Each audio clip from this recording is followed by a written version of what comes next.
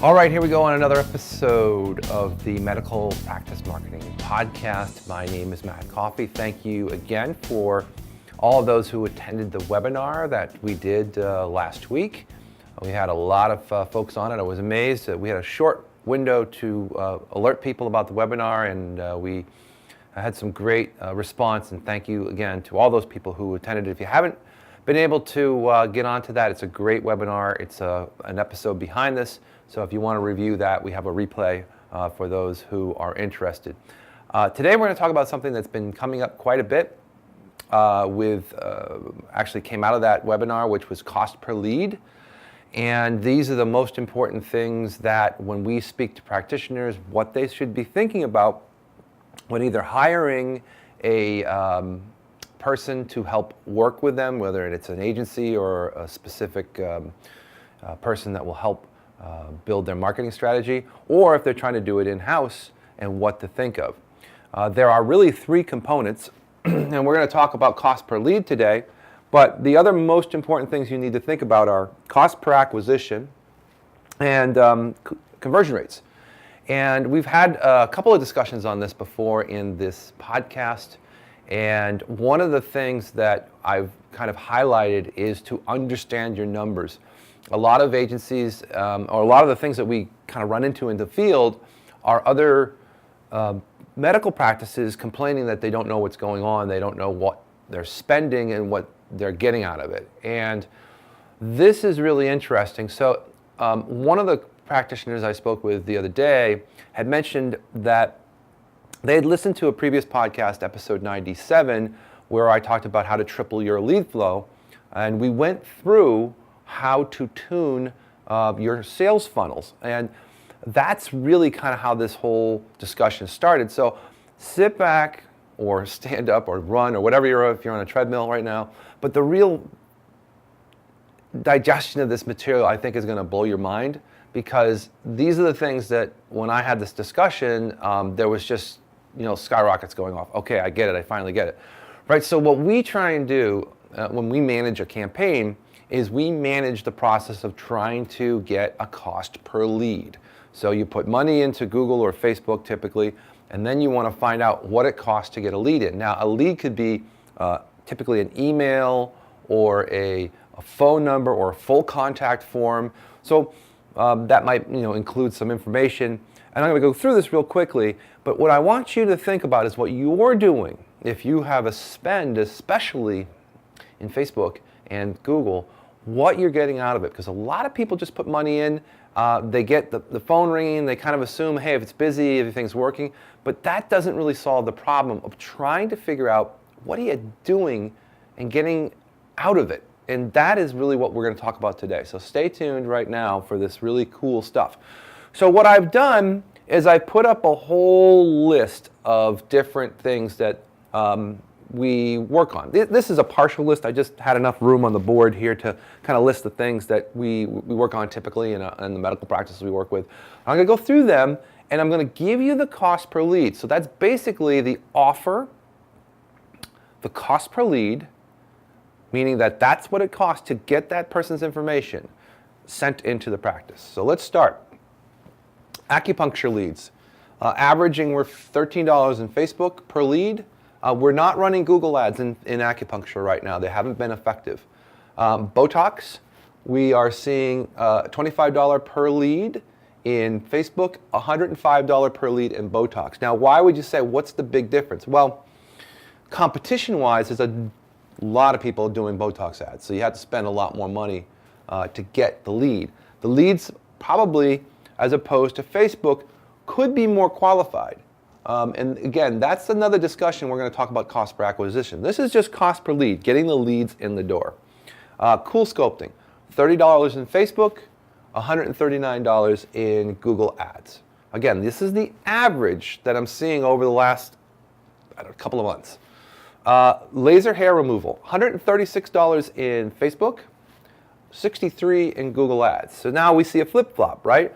And there's reasons, there's actually social reasons why people don't want to click on this stuff in Facebook because it's weird. There's an algorithm in there that kind of creates challenges with some of the ideas of how you use these platforms. Next, first visit promo to a medical spa, $23 per lead in Facebook.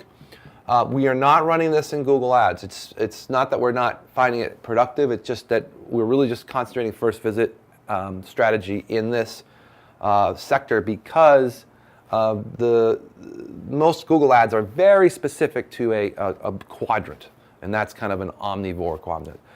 VI Peel, $21 a lead in Facebook, $35 a lead in Google Ads. This is vertebral tethering alignment, so this is a scoliosis situation. $28 a lead in Facebook, $58 a lead in Google Ads. Straight out scoliosis type of review. We're not running it in Facebook. It hasn't been effective, but in Google Ads, it's $96 per lead. A pure pain assessment tool. This is typically a chiropractor or a PT or any of the folks who are in that space. $21 a lead per lead. Sorry, $21 per lead in Facebook. And again, the pain assessment tool is a little bit deeper, and I can get into that in a minute. And $26 a lead in Facebook ads. Google Ads. MRI analysis, $122 a lead in Facebook, $85 a lead in Google Ads. And these MRI analyses are really interesting because if someone's giving you that level, they are really ready to make some decisions because they are through with whoever they're working with before.